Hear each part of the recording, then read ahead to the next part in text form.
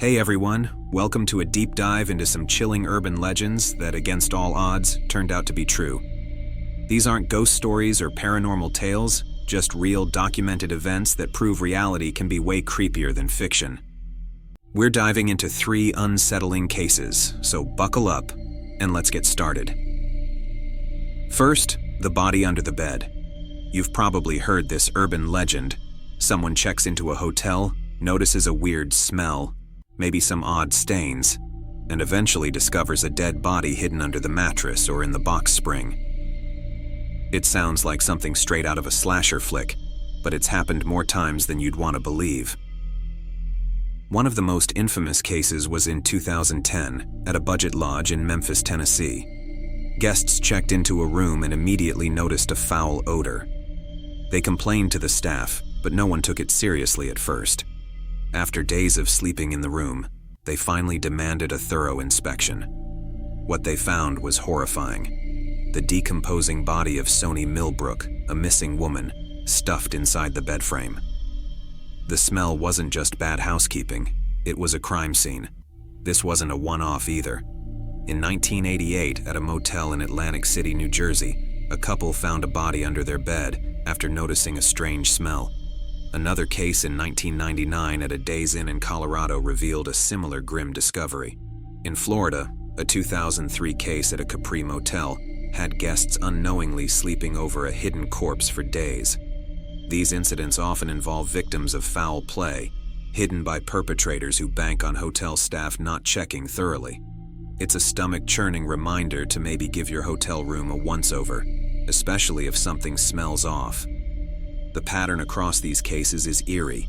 Cheap motels, lax cleaning protocols, and a body tucked away where no one thinks to look. It's enough to make you wonder how many other rooms might have hidden similar secrets. Next up, the poisoned Halloween candy scare. This is one of those warnings every kid hears growing up. Don't eat unwrapped candy. Check your treats. Strangers might be out to get you. Most of us roll our eyes, thinking it's just overprotective parents or urban myth nonsense. But in 1970, a horrific case in Pasadena, Texas, showed this fear isn't entirely baseless. 5-year-old Timothy O'Brien went trick-or-treating with his family, like any other kid.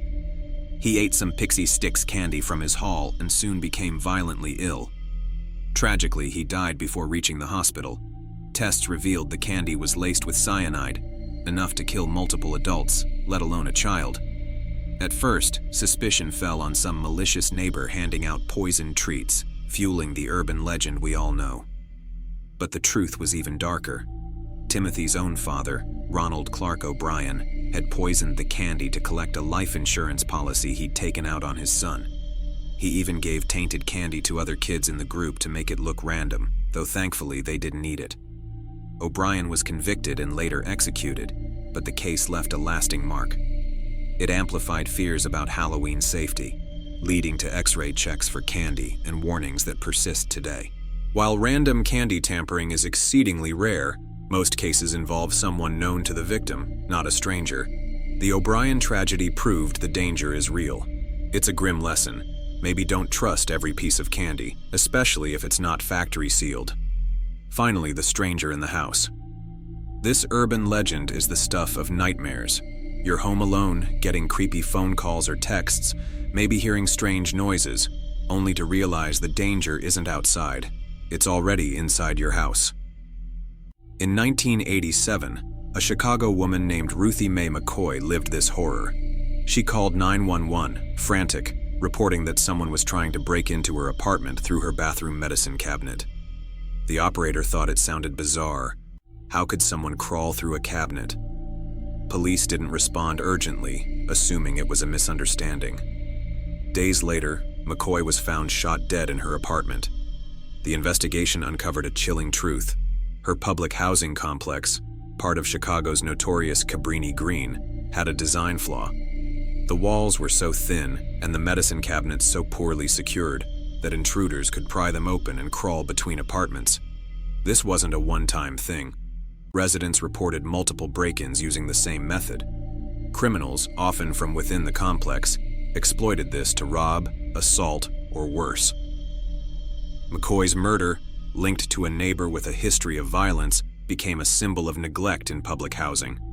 Her story even inspired elements of the horror film Candyman, though the real version is far scarier because it's true. Similar cases have surfaced elsewhere, like a 2008 incident in New York, where a woman found a stranger hiding in her attic after weeks of odd noises. These stories tap into a primal fear. Your home, your safe space, isn't as secure as you think. What ties these legends together is how they exploit everyday settings, a hotel room, a Halloween hall, your own home, and turn them into scenes of horror. They're not about ghosts or monsters, but human actions, negligence, or malice, which makes them hit harder. The body under the bed exposes how little we check the spaces we trust.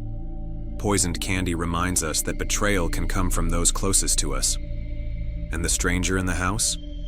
It's a warning that safety is never guaranteed, even behind locked doors. These cases, documented through police reports, court records, and news archives, show that urban legends don't need the supernatural to terrify. Reality's got that covered. Stay sharp out there.